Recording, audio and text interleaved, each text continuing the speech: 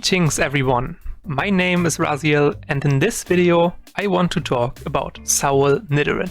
Specifically, I am going to go over the current top meta build of Saul Nidoran, explaining how the deck works, why it is so incredibly strong, and lastly my suggestions on nerfing it. With that, let's get started.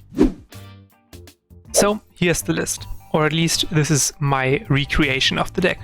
So don't think this is 100% what all the builds will look like. But the general structure of the deck should remain the same. Also, I don't own Raziel yet, so Ornatov's Barge is substituting here. Just imagine it says Raziel. Generally, the deck has a few outstanding features. 1. The deck only has 2 infantry troops in it, despite Saul's ability only allowing you to draw infantry troops from your deck. Those 2 troops are Augreus Osmium, a 7 energy 7/7 Mechanicum troop that on rally reduces the cost of all vehicles in your hand and deck by 2 energy, and Raziel, a 6 energy 3/4 that on rally puts in play a 2/4 frontline troop for every enemy unit. 2. We are not really playing a lot of tactics, mainly the Mechanicum mission as a way to not get outgrinded as easily, Armored Regiment for the same reason, and Energy Manipulation in Drilling Side to cheat out stuff early. And 3. The vast majority of cards are vehicles. More specifically, a lot of pretty expensive vehicles at that. So what exactly is the deck doing that makes it so good? Generally, the game plan is incredibly simple and straightforward, which means any one of you could probably just pick this deck up and pilot it. On the first turn, you just use Saul's ability to draw one of your 2 infantry troops. On the second turn, you then use ability again to draw the other one and play Mechanical Mission.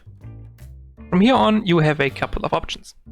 You can either play the now 4 energy Raziel to get a huge swing of momentum from the enemy potentially having a huge board, or you can just play a lower cost vehicle if you have one. Alternatively, if you have Drilling Side, you can just play Augreus Osmium on this turn as well.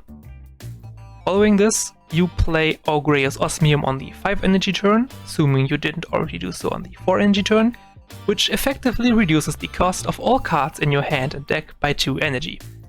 Afterwards, you just start chucking cheaper vehicles at the enemy who will have a harder time to deal with them, since they all cost 2 energy less.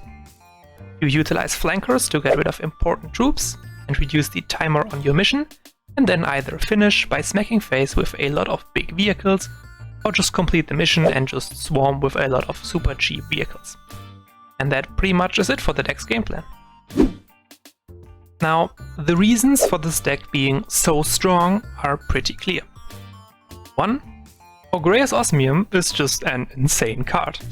Using the cost of all vehicles in your hand and deck by 2 energy is just incredible. Not just in this specific Saul deck, but also in, for example, White Scars. This powerhouse of a card is just straight up busted. 2. Raziel is also an insane card. If you try to go wide and aggro Saul down, he can just drop Raziel to stop you completely in your tracks and force you to take time and resources to deal with the frontline guys. So either you drop troops to aggro Saul down fast and then get hit with Raziel, or you don't drop troops to not give him that much value from Raziel and then just lose because you didn't kill Saul fast enough and he gets to play Augreus Osmium and then just overwhelm you with vehicles. So either way, it's a very bad situation for you. 3. Consistency. Having only 2 infantry troops in your deck means that you will have access to them incredibly consistently thanks to Saul's ability. The only real bad thing that could happen would be to draw Augreus Osmium naturally before you can use Saul's ability to draw him. That way he would still cost 7 energy. However, this is an incredibly niche scenario that will not come up in the majority of your games. And 4. Adaptability. The deck practically has around 20 slots available that you can just fill with whatever vehicle fits the niche you need covered. Frontlines exist. Flankers exist. You can even sacrifice a few slots for tech tactics, like for example Urban Warfare as an anti-stealth tool that can save you from a turn 1 Mshen if you open it. The possibilities are almost endless thanks to the great additions to the vehicle card pool, specifically in the Mechanicum, over the last couple of expansions. Now that we have established why the deck is so strong, let's discuss what we could nerf about it to make it no longer as oppressive as it currently is. My aim here is to nerf this specific deck without crippling either Saul or Grey's Osmium or Fedestravian to the point of being unplayable cards. I believe there are two things that definitely need to be done, and one more thing that I believe should also be done, although the last thing is not necessarily something that would make or break this deck specifically. 1.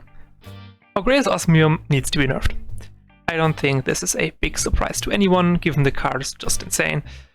I believe that we should start by lowering the cost reduction to -1 energy and see if he still is as big of a problem. If he is, you could limit his effect to just your hand, or maybe make him create 3 random mech vehicles in your hand on rally and reduce their cost by 1 or 2 instead of what he currently does, which would take away much of the consistency the card itself offers. 2. Saul Nidoran at this point was just a ticking time bomb. His ability basically was destined to become busted as soon as such a strong infantry like Grey's Osmium gets released, and ignoring Saul in the upcoming wave of nerfs is just going to delay the exact same scenario we are currently experiencing from happening again in any future expansion. Therefore, I propose to change him to either reduce the cost reduction by 1 energy, just like Grey's Osmium, or to fundamentally change his ability. And lastly, 3. This one is something I believe needs to be addressed as well, but I don't think it is necessary for this specific deck. I think that nerfing Fedestravian is a wise decision overall, given the card is just also kind of insane. I could see a fixed amount or a maximum amount of frontline guys he puts into play as a realistic change, like up to 2 or maybe even up to 3. Simply reducing the stats on him or his spawns would be a very bad decision in my opinion, given the spawns are also separate cards on their own that haven't really done anything wrong other than being put into play against their will by Fedestravian. And these would be my 3 changes to the current format, specifically nerfs aimed at one of, if not the best, decks out there. I fully expect Everguild to take some sort of action, but we all know that they can be a bit unpredictable with their balance changes at times. Sub-party squad. Sorry about that. As always, let me know in the comments what you think about all of this. Do you perhaps think that Saul isn't as big of a problem as other decks, or do you have any other suggestions for nerfs? Let me know in the comments. In any case, let's hope Everguild will do something about this. Thank you all for watching, and I will see you all next time.